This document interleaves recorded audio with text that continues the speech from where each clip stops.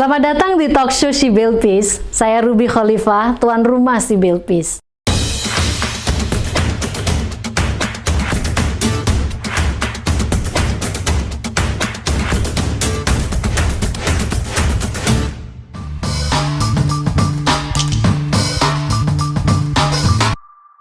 Siapa yang tak kenal Danau Poso? Selain dari perayaan yang meriah tiap tahun dalam kemasan indah Festival Danau Poso, di mana penduduk dari berbagai macam penjuru hadir dan menikmati kebersamaan di sana. Danau Poso juga menjadi bagian dari sejarah dan identitas orang Pamona. Wilayah ini juga terkenal sebagai penghasil ikan sogili, salah satu hewan endemik Danau Poso. Bentuknya seperti belut dengan panjang 150-200 cm. Kuliner sogili sangat khas di Poso. Kehadiran pusat listrik tenaga air secara optimis memberikan pasokan megawatt untuk rakyat Sulawesi Tengah. Di sisi lain, nelayan semakin sulit mendapatkan sogili. Cerita tentang pembebasan lahan di sepanjang danau dan sungai Poso menyisakan cerita pilu karena tercederainya keadilan. Harapan proyek megawatt akan memberikan kesejahteraan bagi seluruh rakyat Sulawesi Tengah, tinggal janji. Kali ini, talk show Si Bilpis mengangkat cerita di balik kesuksesan PLTA dan resistensi kelompok perempuan demi menjaga sejarah dan tanah leluhur. Perempuan dan perlawanan nirkekerasan. Telah hadir bersama saya, Ibu Erni Wati Tolidunde, Ketua Sekolah Perempuan Bunda Kreatif.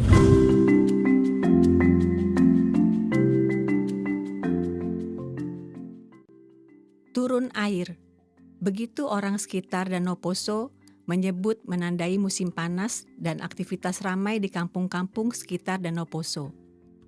Semua warga turut menyaksikan dan terlibat dalam kegiatan musiman, seperti mencari siput, menangkap ikan, dan mandi bersama. Sejumlah orang dewasa sibuk bercerita sambil menunjuk-nunjuk tangannya, mengarahkan pandangan pada pagar-pagar bambu ikan sogili yang dipasang di tengah danau. Mereka menceritakan karakter ikan sogili, asal-muasal dan perkembangbiakannya. Ya, ikan asli Danau Poso ini sudah lama menjadi komoditi handal para nelayan.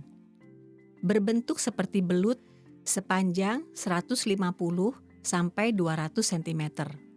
Satu-satunya ada di Danau Poso. Kini warga tak lagi mengalami turun air.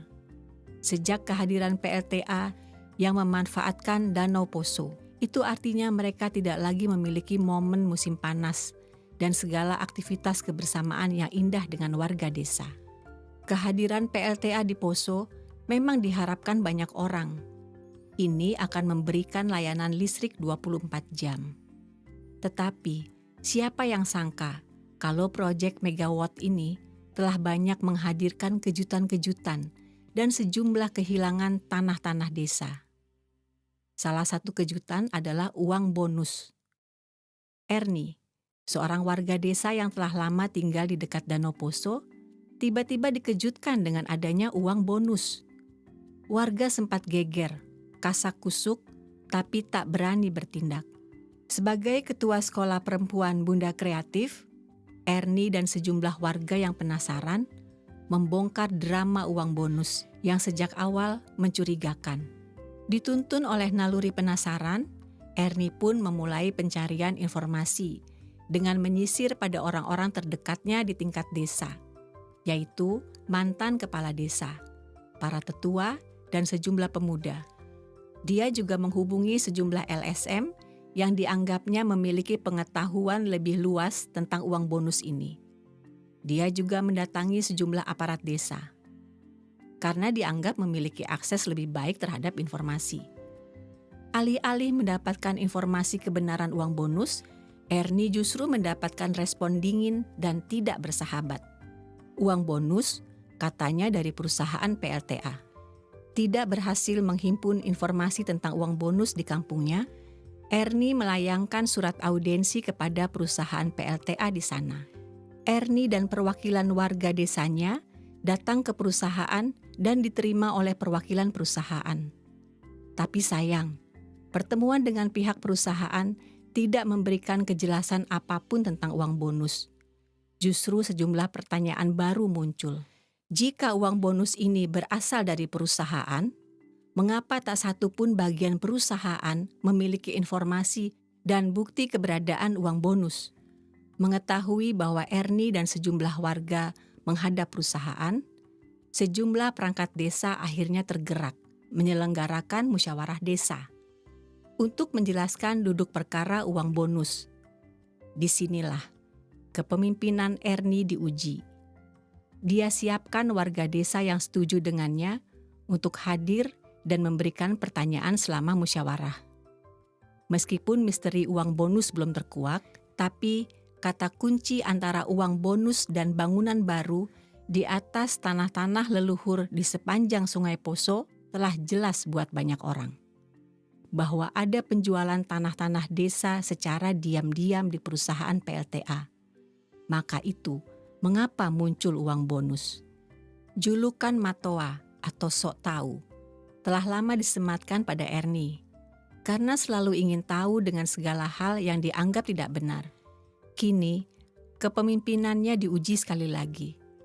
Tanah sebagai mas kawin ibunya tiba-tiba telah ditandai oleh pihak perusahaan. Sontak ini membuat keluarga panik dan sekali lagi Ernie harus menghadapi pihak perusahaan. Omaka, ibunya masih hidup dan stres dengan apa yang terjadi. Dia bilang, mana yang lebih berarti? Surat-surat itu atau saya yang masih hidup? Surat itu dari kertas. Saya tidak bisa digandakan. Tanah sertifikat asli ada. Bukti pembayaran pajak tanah ada. Bahkan saksi hidup yaitu ibunya sendiri juga ada. Namun semua bukti itu rasanya percuma. Para petugas menggunakan kata-kata dan perilaku menyeramkan untuk mengancam Ernie dan keluarga. Pernah Ernie dan ibunya membuat gubuk di tanah mereka. Namun segerombolan satpam datang dengan berbagai alat dan memaksa untuk merubuhkannya.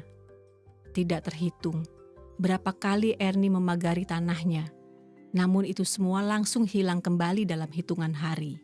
Pencaplokan tanah oleh perusahaan PLTA bukan hanya terjadi pada Ernie, tapi juga pada penduduk kampung yang lain. Namun mereka tidak seberani Ernie. Mereka takut anak-anaknya tidak lagi dipekerjakan di pabrik. Juga takut dipanggil polisi dan berakhir di penjara. Sebagai rakyat biasa, mereka tidak memiliki pilihan untuk melawan. Janji listrik 24 jam mungkin benar. Tetapi bahagia dan hasil panen berlimpah juga penting. Bukankah kita ingin pembangunan yang lebih ramah pada lingkungan dan tetap merawat tradisi kebersamaan? Dulu, genangan air saat hujan cepat hilang. Kini butuh waktu 2 atau 3 hari, apalagi jika hujan deras, kata Ernie. Hektaran sawah di sepanjang Danau Poso juga tergenang. Nelayan semakin sulit menangkap sogili dan ikan-ikan khas Danau Poso. Perjuangan Ernie untuk mendapatkan keadilan atas tanah leluhurnya memang sunyi dan senyap. Ernie tahu, mungkin ia akan kalah, tapi ia tidak menyerah. Tapi ia tidak akan berhenti. Ini adalah haknya. Tanah ini bukan sekedar tanah. Ia adalah tradisi, sejarah, dan warisan masa lalu yang harus ia jaga. Apa kabar Ibu Ernie? Baik, Sehat-sehat Ibu ya? sehat, puji Tuhan. Terima kasih Ibu sudah hadir di acara talk show She Built Peace nih Bu Ernie. Pasti jauh sekali perjalanannya ya. Iya, sangat jauh. Baik, Ibu Ernie boleh ceritakan ke kita Bu, sebenarnya apa nih perubahan yang terjadi di kampung Ibu setelah hadirnya PLTA? Iya, memang awal kita dengar-dengar ada perusahaan mau masuk, kita berharap banyak perubahan yang bisa membuat masyarakat ekonomi masyarakat jadi lebih baik. Namun setelah berjalannya PLTA, di sini saya mengangkat ada satu judul di balik keberhasilan, ada kami punya judul yaitu tentang mendapatkan uang bonus. Nah, pada suatu hari kami setelah ibadah ada pengumuman menyatakan bahwa desa kita mendapat bonus yang sangat banyak, sekitar 986 juta. Itu bonus apa? Nah, adakah orang memberi bonus tanpa kita berbuat apa-apa? Nah, kalau bonus itu mungkin kita sudah memberi sesuatu atau dia membeli barang kita sudah lebih dari target, akhirnya kita dapat bonus. Nah, itu yang hari itu jadi pertanyaan bagi saya. Ya, Bu Erni sebelum lanjut, nanti Bu Erni akan punya waktu menceritakan bagaimana mencari kebenaran tentang uang bonus. Tapi saya ingin sedikit melihat sisi perubahan lain yang secara fisik dialami oleh warga di sana setelah hadirnya PLTA. Adakah fenomena atau sesuatu yang nggak pernah dialami sebelumnya tapi kemudian jadi dialami oleh masyarakat, Bu? Masyarakat, iya. Justru setelah adanya PLTA itu banyak fenomena yang memang fenomena yang terjadi terus-menerus di wilayah kita, dan itu merupakan sejarah, bahkan itu menjadi hilang. Itu perubahan yang sangat ada, jadi yang memang ada bahkan menjadi hilang. Itu setelah adanya PLTA. Nah, memang kalau di sisi lain orang berpikir senang karena sebagian orang bisa bekerja di sana, mendapatkan lapangan pekerjaan. Tetapi bagi kita masyarakat, bagi kita yang pemerhati di desa merasa banyak hal yang hilang di sana. Banyak tradisi kita yang kearifan lokal kita yang hilang. Terutama di wilayah saya yaitu di Sungai Poso. Di Sungai Poso itu banyak sekali fenomena alam yang mungkin merupakan satu tanda bagi sejak orang tua dulu ada. Nah, akhirnya dengan adanya PLTA itu hilang. Kasih contoh satu aja, Bu. Salah satu contoh di sana yang tempatnya kami itu adalah kalau akan ada terjadi sesuatu, ada gemuruh yang besar terdengar ketika malam hari. Jadi gemuruh itu akan berbunyi sangat kuat. Dan itu dipercaya oleh sejak turun-temurun dari orang tua dulu, nenek moyang dulu, itu akan terjadi sesuatu kecelakaan di air, yaitu atau di danau atau di sungai. Dan itu memang terjadi. Beberapa hari kemudian ada yang didengar, oh di atas sana ada yang tenggelam. Jadi orang sudah waspada, akan terjadi lagi di bawah. Ketika berbunyi lagi, pasti terjadi di bawah, itu balasan. Jadi kalau ada seperti itu sudah hati, jangan pergi mengail, jangan dulu pergi tidur di pagar sogili. Nah, itu yang saat ini yang kita merasa hal yang sangat luar biasa dan hilang. Dan lokasi-lokasi banyak sekali hal-hal yang kearifan lokal kami yang sudah hilang. Iya, baik. Bu Erni, ini saya mau, sebelum saya mendalami tentang cerita Bu Erni yang sangat menarik, bagaimana Bu Erni menelusuri tentang uang bonus, bagaimana warisan leluhur Bu Erni hilang karena hadirnya mega proyek yang ada. Tapi saya ingin kembali sedikit nih, Bu, terkait dengan kekritisan Bu Erni ini tentu tidak hadir begitu saja kan, Bu. Jadi ada sebuah proses yang membuat Bu Erni begitu kritis melihat hal-hal yang dianggapnya ganjil gitu ya di masyarakat kita.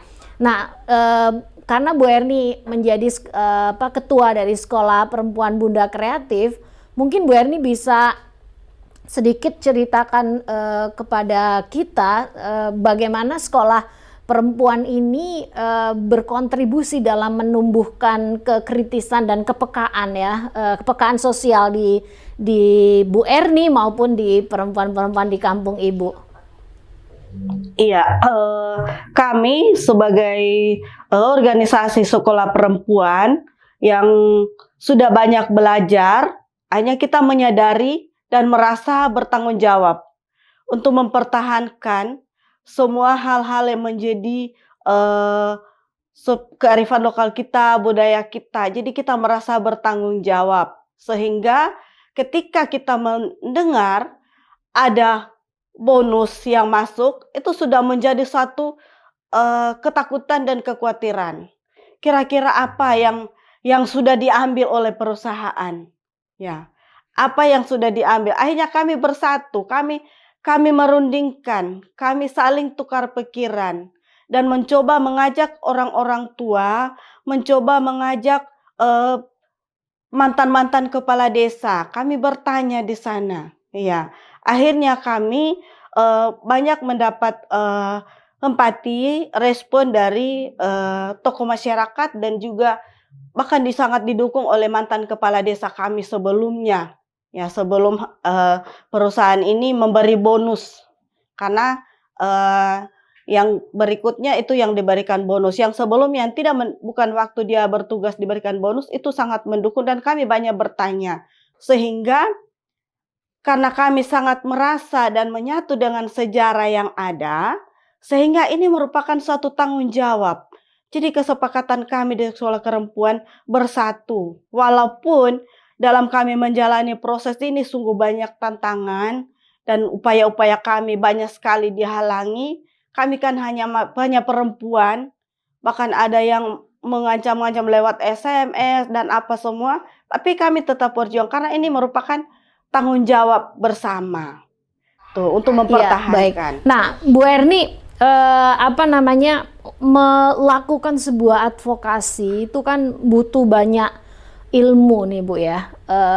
Kan nggak bisa tangan kosong gitu ya, kita kemudian melakukan misalnya pertemuan-pertemuan dengan pihak-pihak yang terlibat di dalam tadi yang Ibu sebutkan uang bonus tadi itu ya. Nah, dalam konteks di skill atau keterampilan melakukan advokasi ini, di mana Ibu mendapatkan itu dan bagaimana itu Ibu juga tularkan kepada masyarakat sekitar?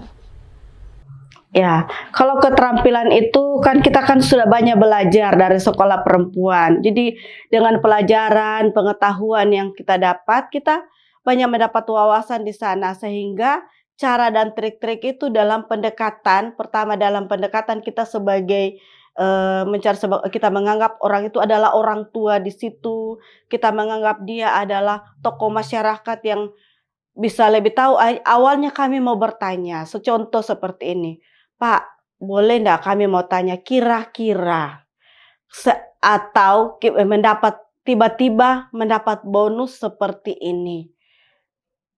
Kira-kira kaget tidak? Ya, ada tidak pikiran yang kok dapat bonus itu, dapat bonus dari mana, untuk apa? Itu. Akhirnya dengan kita memulai pendekatan seperti itu, oh iya ya, iya, tapi nanti kita bagaimana? Nanti kita cari tahu bersama.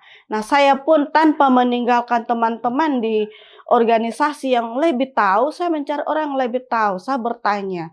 Bahkan di desa saya, karena saya melihat dia seorang perempuan dan selama kegiatan-kegiatan saya di luar kegiatan ini dia sangat mendukung. Karena dia seorang master, saya tanya, Bunda, boleh enggak bertemu dengan saya? Ada yang saya mau tanyakan. Nah, oh boleh. Akhirnya kita berbicara dari hati ke hati sampai dia, oh harus seperti ini.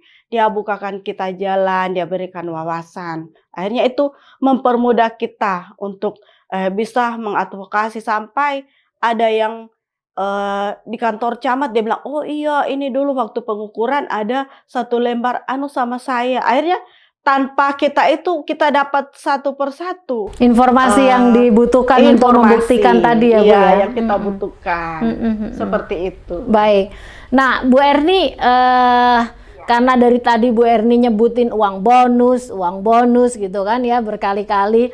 Nah, di dalam konteks uang bonus ini, boleh nggak Ibu ceritakan pengalaman apa yang mendorong Bu Erni ini berani melakukan pencarian kebenaran tentang uang bonus ini? Ya, pengalaman kita, ya saya berani, ya seulang-ulang saya bilang dari tadi, kita berani berbuat karena kita ingin merubah, ingin melepaskan, ingin jangan sampai terjadi lagi di kemudian hari. Jadi dengan tekad dan kebersamaan kami, ya, kami berusaha untuk cari tahu sampai uang bonus itu apa dulu, ya. Dari mana dulu uang bonus itu. Jadi banyak hal yang kami lakukan, akhirnya kami mengundang, saya meminta kepada BPD agar memberi waktu kami bertemu dengan Pak Kades, dibuatlah pertemuan supaya kami bisa menyampaikan pertanyaan-pertanyaan kami ini. Nah, karena waktu itu ketua BPD-nya perempuan, akhirnya kita bisa berbicara dari hati ke hati dan dia fasilitasi, kita bisa bertemu di kantor desa. Kita bertemu di kantor desa, kami ajukan pertanyaan yang sangat banyak itu. Yang pertama, itu kenapa kita dapat bonus? Terus belum dijawab, kita tanya lagi, bonus itu untuk apa? Apakah, ya, bonus itu untuk apa? Dan apakah kita ini sudah, apakah lahan kita sudah ada yang dijual? Kalau dijual, kapan sosialisasi? Kapan negosiasi? Siapa yang banyak sekali pertanyaan yang kami ajukan waktu itu, tapi kami tidak mendapat jawaban. Karena jawabannya adalah nanti bukan kayak itu urusan perusahaan. Itu, ya, urusan perusahaan. Nah, dari situ saya dan teman-teman sepakat kita menyurat ke perusahaan. Kita menyurat ke perusahaan dengan kami meminta agar diberi waktu dan tempat untuk kami bisa menyampaikan pertanyaan-pertanyaan yang tidak terjawab di desa. Karena ini kan antara perusahaan dengan desa. Kalau desa tidak bisa menjawab, ya menurut kami pasti perusahaan bisa menjawab. Kami mengirim surat ke perusahaan. Akhirnya kami diundanglah ke perusahaan. Oh iya, di telepon sudah boleh datang. Nah, kami datang ke sana rame-rame dengan tokoh masyarakat, mantan kepala desa, dan juga teman-teman sekolah perempuan. Kami ke sana. Nah, kami sampai di sana, baru mau masuk, tiba-tiba yang teman saya terima telepon, aduh kenapa kamu ke sana? Ditelepon dari kampung. Yang teman yang tidak sempat karena takut ke sana, sebagian tidak berani ikut karena takut keluarganya nanti dipecat dari perusahaan itu. Jadi mereka tidak ikut. Kenapa kamu ke sana? Ini sudah dimarah-marah kita di sini. Nah, kita kan, ya kami kan berpikir kami kan menyurat. Kita tidak pergi demo, tidak pergi apa. Kita bawa secara perdamaian. Kita protesnya secara damai. Nah, ini kan kita hanya mau bertanya. Sampai di sana, kami diberikan tempat untuk bertemu.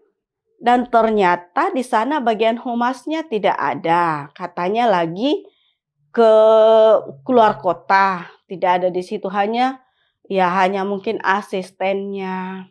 Kami diterima di sana. Nah, sampai di sana ditanya apa tujuan kami. Maka kami sampaikanlah. Tetapi jawaban yang kami terima di sana, maaf Bapak Ibu, ya, kami tidak bisa menjawab ini pertanyaan-pertanyaan ini karena ini bukan kapasitas kami. Nah, sementara saya bertanya di situ, si yang terima kami di situ terima telepon, ditanya siapa yang datang. Nah, karena yang dia tahu nama saya, jadi dia katakan ini Ibu Erniwati Tolidunde. Nah, langsung dikasih sama saya teleponnya. Dimarah-marah, ini ibu siapa? Saya bilang nama lengkap saya. Dia tanya untuk apa ke sini. Ya saya karena tidak sempat, tidak bisa berbicara langsung, maka pertanyaan itu saya ajukan lewat telepon. Karena dia menelpon kami. Nah, terus dia tidak tahu dia dari mana. Bangkali dia bilang di Kerinci, di mana waktu itu. Akhirnya saya karena dia bagiannya, katanya bagian humasnya, langsung saya bilang begini, kami mau ke sini karena pertanyaan kami tidak bisa dijawab oleh Bapak Kades.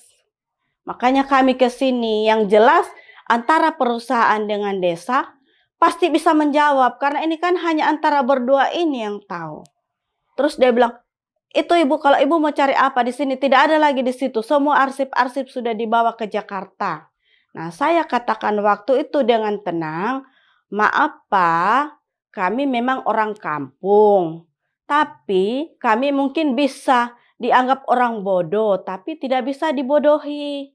Nah, kalau tadi dikatakan tidak ada arsip apa-apa, saya katakan waktu itu ini perusahaan besar. Perusahaan bonafit. Orang jual kupon putih saja punya rekapan. Saya kasih tahu seperti itu. Orang jual kupon putih saja setahu saya ada rekapannya. Apalagi ini perusahaan yang sangat besar. Ya, jadi sampai dia bilang pulang saja. Saya sudah bicara sama Kades, kamu pulang saja. Ngapain ke situ? Pak, kami tidak akan pulang kalau salah satu pertanyaan kami tidak dijawab. Karena kami di situ bertahan 1 hari, akhirnya keluarlah bagian audit. Keluarlah bagian auditnya, dia bicara dengan kami, ada apa ibu begini, kami ini hanya mau datang bertanya, bukan mau datang demo. Kami hanya mau bertanya, itu yang saya sampaikan kepada bagian audit. Terus dia bilang, begini saja ibu, karena tidak bagus kita bicara rame-rame di ruangan ini, tapi ke ruangan saya. Namun, kalau ke ruangan saya hanya 2 orang yang boleh masuk. Nah, akhirnya yang bagian audit. Jadi dia bilang, kalau ke ruangan saya tidak boleh banyak orang. Hanya 2 orang yang boleh masuk ikut saya ke dalam. Nah, disepakati bersama kami yang hadir di situ, sayalah dengan salah satu ibu yang bersama-sama dengan saya. Akhirnya kita masuk ke ruangannya. Sampai di ruangannya, dia tanya, apa maksud dan tujuannya ibu bapak datang ke sini? Ya, sama jawaban saya. Saya ke sini hanya datang mau bertanya. Saya datang bertanya saja ini.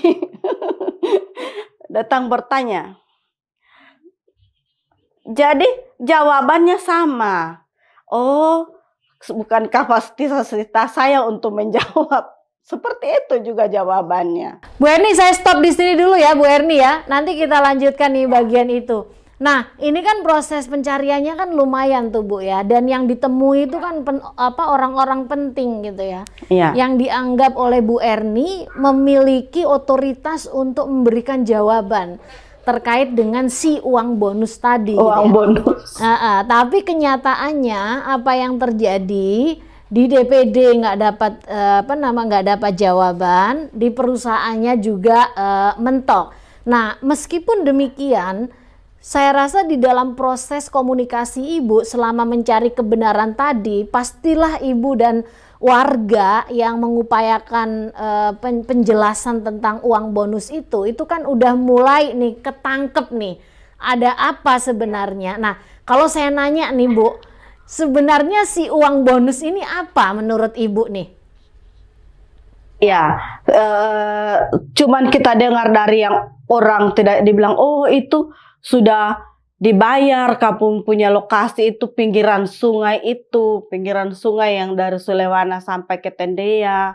Nah, itu yang kami dapat. Itu pun hanya didengar begitu saja, orang bilang kabar angin gitu, yang memberikan informasinya. Tapi itu sudah menjadi, dan itu sudah menjawab bagi kami sebenarnya, walaupun itu tidak itu, karena tidak mungkin mau dikasih uang. Baik. Nah, kira-kira Bu Erni, konsekuensi apa sih kalau masyarakat menerima uang bonus itu, Bu?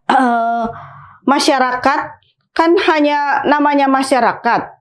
Tiba-tiba saja uang bonus itu kan tiba-tiba sudah jalan dibagi-bagi ke rumah pada malam hari. Maksudnya Bu Erni, akhirnya uang bonus itu dibagiin juga ya, meskipun informasinya belum jelas ya? Belum jelas. Sebenarnya awalnya kami menahan, tapi itu yang pegang uang katanya, nanti rumah saya dirampok. Gitu. Tapi ketika membagi-bagi itu pun datang malam, ada uang kaget. Gitu. Akhirnya masyarakat kan 1 juta, ya pasti terimalah, nggak memikir kalau yang tidak pemikiran hanya tidak berpikir ini untuk apa, uang apa, tidak, yang tidak mau protes itu pasti terima aja dapat uang, ya senang lah. Senang lah tiba-tiba malam-malam ada yang ketok pintu terus ngasih uang 1 juta ya Bu ya, uang kaget lagi. Iya.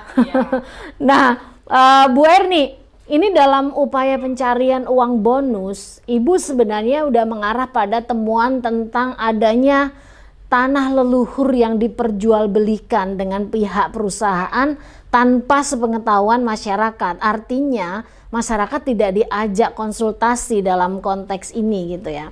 Nah, tetapi kalau melihat bagaimana Bu Erni dan warga begitu menggebu-gebu melakukan upaya pencarian kebenaran ini, pasti ada hal yang jauh lebih mendasar dari sekedar keingintahuan Bu Erni terkait dengan uang bonus. Sebenarnya apa yang begitu mendasar yang menurut Bu Erni sangat menggelisahkan ya, dan apakah ini ada hubungannya dengan tanah-tanah leluhur dan identitas, kaitan dengan identitas Ibu dan warga sebagai orang Pamona, Bu? Ya, itu memang masalah kita tahu uang bonus ternyata itu sampai nomor dua, tapi yang menjadi kenapa kami harus berupaya karena wilayah itu adalah sejarah yang ada di situ sangat melekat dengan kita sebagai masyarakat yang asli orang Tinoe, asli orang Saojo. Di situ sejarah sangat banyak, bahkan sejarah di situ yang saya bilang ada setiap tahun itu terjadi kemarau 2 kali, pasti itu terjadi, dan itu akan terjadi kegembiraan di sana, kebersamaan di wilayah itu. Kita harus mandi bersama, mencuci bersama, makan bersama, cari siput bersama, dan itu terjadi setiap tahun sampai turun-temurun sampai saat ini yang sudah dipagar masih berlaku. Dan yang salah satunya adalah ada tanah leluhur saya adalah mas kawin ibu saya. Tuh mas kawin itu karena orang mertua dari ibu saya tidak bisa memberikan 3 ekor sapi, maka diberikanlah tanah itu sebagai mas kawin. Dan tanah itu kalau itu tidak boleh dijual, itu tidak boleh dijual sama sekali. Tetapi setelah pencarian uang bonus itu, maka ketahuanlah ternyata itu sudah dibebaskan oleh perusahaan.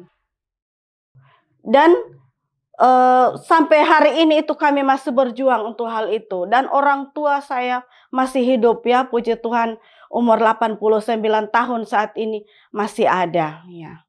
Masih ada itu tanah leluhur, sehingga kami berupaya. Itu merupakan tanah adat, kalau kita mau bilang itu adalah tanah adat wilayah itu. Iya, jadi ternyata di balik dari uang bonus itu bukanlah kebaikan dari sebuah perusahaan yang tiba-tiba bagi-bagi uang ya Bu ya.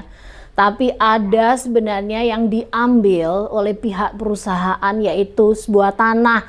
Dan itu tanah yang bukan sekedar tanah, tapi ada nilai sejarahnya, dan juga ada identitas sebagai seorang lokal yang begitu dekat dengan yang namanya tanah tadi. Bu Erni juga menceritakan betapa kehadiran PLTA itu lantas membuat Danau Poso tidak lagi bisa dijadikan tidak lagi bisa dijadikan ukuran membaca tanda-tanda alam, di mana biasanya warga menggantungkan itu gitu ya, termasuk kalau air turun di musim kemarau misalnya, warga begitu antusias karena ada kebersamaan yang luar biasa yang tadi disampaikan oleh Bu Erni. Nah, ini ancaman besarnya adalah semua itu harus hilang karena hadirnya mega proyek yang sekarang memang sudah berjalan ya Bu ya, dan banyak warga yang bekerja di sana. Nah Bu Erni, saya ingin mengelaborasi terkait dengan gaya kepemimpinan Bu Erni dalam memimpin ya sebuah advokasi. Nah, karena Bu Erni kan ditempa dalam sebuah proses di sekolah perempuan di mana nilai perdamaian dan keadilan gender itu sangat kuat. Nah, dalam konteks advokasi ini, Bu, bagaimana Ibu mengemasnya nilai-nilai yang diperkuat oleh proses di sekolah perempuan itu di dalam langkah-langkah advokasi yang Ibu ambil gitu ya, dan tentu melibatkan warga juga. Ya, kalau itu nilai-nilai yang kita itu di sana yang kita buat secara advokasi itu secara damai, kita walaupun saat ini sudah mulai kebersamaan itu sudah mulai hilang, tapi masih ada kita yang bisa bersatu sehingga masih banyak kembali menyadari. Setelah kita melakukan advokasi itu banyak kembali masyarakat menyadari, oh iya ya, ternyata ini kita punya orang tua dulu seperti ini, apa yang kita lakukan selama ini akan hilang. Terus saat ini mereka baru menyadari. Ketika bahkan selain saya melakukan advokasi, saya selalu melakukan puisi di pinggir sungai itu, dan saya bagikan sampai yang teman-teman, saudara-saudara yang ada di luar kota pun sambil kata iya ya itu akan hilang, sambil mereka mengingat apa yang terjadi di situ, apa yang sejarah kita selama ini, dan saat ini mereka menyadari itu akan hilang. Dan mereka sangat empati dengan apa yang saya lakukan, karena kalau tidak ada yang berbuat, siapa yang akan mengingatkan lagi. Dan itu menjadi saya sebagai pemimpin perempuan di situ di organisasi ini, saya berupaya agar semua menyadari nilai-nilai yang ada, nilai-nilai budaya kita yang selama ini bisa kembali disadari bahwa oh iya, ternyata yang seperti ini hilang. Bagaimana kita bisa kembali walaupun tidak sebagus dulu, paling tidak kita bisa membuatnya ada kembali itu. Baik, Bu Erni, bicara tentang bagaimana meyakinkan setiap orang ya di komunitas ya, tentu bukan hal yang gampang ya Bu ya. Karena biasanya komunitas itu paling nggak suka kalau ada perempuan yang kritis ya Bu. Nah,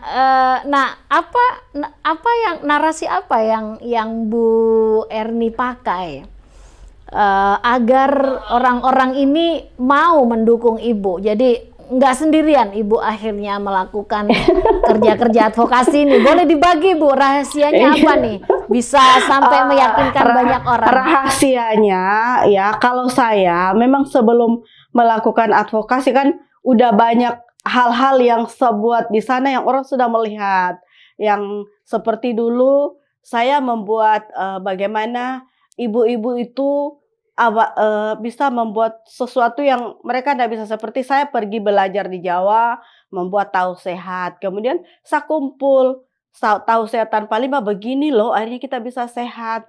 Dan saya pernah membuat kegiatan pelatihan anak-anak putus sekolah, saya rangkul. Dan sudah banyak sekali hal yang saya buat sehingga ketika saat ini saya berbuat, mereka sudah tahu pasti ini pasti baik yang dia buat ini, karena saya sudah pernah berbuat, bahkan sudah mendapat banyak sekali piagam-piagam penghargaan yang kita buat. Jadi kepercayaan sudah tertanam sebelumnya sehingga dan sekarang ini mereka malah percaya, malah ketika kemarin, aduh Ibu Erni, nanti sutet ini gimana ya? Kira-kira apa yang terjadi? Dari situ saya melihat, berarti mereka mulai percaya dengan sekolah perempuan ini, dengan gerakan-gerakan kita sekolah perempuan. Wah, jadi sebenarnya tabungan sosial Bu Erni ini udah panjang ya di warga ya sebenarnya. Mulai dari memperkenalkan cara hidup sehat, kemudian juga upaya-upaya peningkatan kapasitas, dan warga menangkapnya memang apa yang dilakukan Bu Erni ini selalu berorientasi pada hal yang positif gitu ya, yang itu bisa membangun desa itu sendiri gitu. Nah, ini proses kan panjang Bu, dan saya juga melihat bahwa mungkin sekarang Bu Erni dalam tanda petik tidak bisa dikatakan menang gitu ya dalam upaya mencari kebenaran ya, tapi di dalam proses yang sangat panjang ini Bu, apa menurut Bu Erni hikmahnya?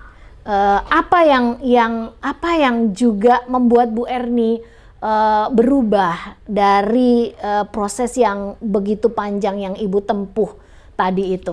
Ya, yang pertama adalah dulunya saya kan orang pemalu. Jadi sekarang bukannya tidak tahu malu, tetapi sudah jadi berani tuh. Dan iya, saya merasa saya punya tempat untuk bisa bertanya jika ada apa-apa, karena kita punya komunitas. Dan setelah saya melakukan selama ini, saya merasa bangga. Ternyata dari sekian banyak perempuan ya, kita salah satunya yang bisa berbuat itu dan bisa membuka kembali memori orang-orang yang mungkin sudah lupakan akan yang, apalagi yang saat ini sudah ke modern. Akhirnya sudah bisa kembali membuka memori orang-orang yang sudah melupakan budaya-budaya lokal seperti itu. Bahkan seperti ini, saya kemanapun kalau kita mau tetap saya bawa ciri khas saya sebagai orang Pamona. Saya pakai baju ini namanya karaba. Itu bajunya orang Pamona, ya. Kita belajar jahit, jadi kemanapun saya selalu memperkenalkan bahwa saya ini orang Pamona. Jadi itu yang sampai hari ini saya merasa walaupun di proses mungkin tidak menang, tapi bagi saya hikmahnya adalah saya menang karena saya bisa berbuat itu.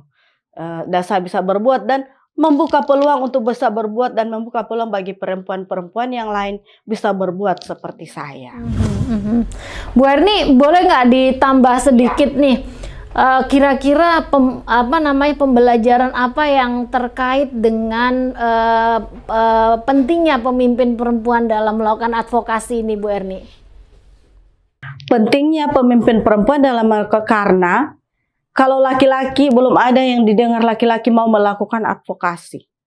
Ya, paling mereka cuek aja. Untuk apa itu? Ya, bahkan untuk berpikir pun ke sana pasti ya saya melihat, karena ketika kita menyampaikan pun kepada bahkan pemimpin sekalipun, mereka nggak berpikir itu nggak penting. Jadi saya merasa bahwa pemimpin perempuan itu sangat dibutuhkan, karena yang merasa ada rasa kepedulian, yang merasa punya rasa tanggung jawab itu lebih besar kepada perempuan. Yang mau mengadvokasi itu hanya saya alami selama ini, hanya yang saya pernah lihat hanya perempuan. Belum pernah, bahkan kita mengajak pun yang laki-laki paling ya hanya ikut-ikut saja, ya. Bahkan kadang-kadang sudah belum jalan sudah mundur. Nah, oke. Kalau boleh nih kasih contoh nih perbedaannya ke sebuah advokasi yang dipimpin oleh perempuan sama yang dipimpin oleh laki-laki, apa menurut Bu Erni? Seperti ya, sebagai kita contoh saja beberapa pemimpin perempuan ya, mungkin kalau yang laki-laki untuk mengutamakan, kalau laki-laki paling yang pemimpin laki pengalaman sama ini ketika kita ikut musrembang atau dalam menyusun rencana pembangunan. Yang laki-laki lebih mayoritas kepada paling ya pembangunan fisik aja. Coba lihat pemimpin perempuan. Pasti dia lebih mengutamakan pemberdayaan. Dia akan lebih mengutamakan pemberdayaan, dan yang lebih mengutamakan pemberdayaan itu yang lebih maju. Itu saya selalu membandingkan di wilayah kita ada yang kadesnya perempuan, yang di sana dengan di tempat saya Nah, ketika kita mengusulkan pun, yang usulan kita hanya diterima waktu itu. Setelah actionnya, bukan itu lagi yang dilakukan, dilupa. Nah, itu perbedaan-perbedaannya ketika kalau kita mau bandingkan antara laki-laki dan perempuan. Iya, baik. Nah, Bu Erni, ini yang kayaknya pertanyaan terakhir nih. Boleh nggak singkat aja kasih 3 kunci suksesnya Bu Erni dalam memimpin advokasi terkait dengan mencari kebenaran ini? Iya, yang pertama adalah kita merasa kepedulian kita yang sangat besar. Yang kedua, kita merasa itu tanggung jawab kita. Kita merasa itu tanggung jawab kita. Dan yang ketiga adalah seperti saya selalu berpikir, kalau bukan saya, siapa lagi? Ya. Kalau bukan saya, siapa lagi? Terkait dengan kita punya wilayah ini, sumber daya alam kita ini, kalau bukan kita yang peduli, bukan kita yang bertanggung jawab, itu siapa lagi? Yang jelas, kita harus memperjuangkan sumber daya alam kita supaya jangan dirusak hanya karena ada kepentingan-kepentingan yang tidak memberikan manfaat bagi masyarakat. Oke, baik Bu Erni, kalau diteruskan saya pasti akan bisa 2-3 malam ngobrol sama Bu Erni. Tapi tentu saja pada saat ini kita harus berakhir. Terima kasih banyak Bu Erni sudah berkenan hadir ya di talk show She Built Peace ini. Tentu pengalaman Bu Erni pasti saya rasa akan banyak menginspirasi orang dan mudah-mudahan bisa menggugah banyak orang untuk lebih berani seperti Bu Erni. Semoga kepulangan ke Poso selamat ya Bu ya. Amin, amin. Pengalaman Bu Erni mengikatkan kita pada pentingnya prinsip HAM dalam pengembangan bisnis dan sumber daya alam. Maka penting kajian AMDAL dilakukan secara sungguh-sungguh. Selain itu, penting meminimalisir dampak pengembangan bisnis pada kesejahteraan masyarakat kita. Rakyat memang butuh listrik, tapi bagaimana kebutuhan listrik rakyat juga penting melihat bahwa ada dampak-dampak yang lainnya. Saya ingin menutup talk show ini dengan beberapa hal yang menurut saya penting saya ambil dari pembelajaran proses advokasi yang dilakukan oleh Bu Erni. Yang pertama, kepemimpinan perempuan menawarkan cara-cara unik dan khas perempuan.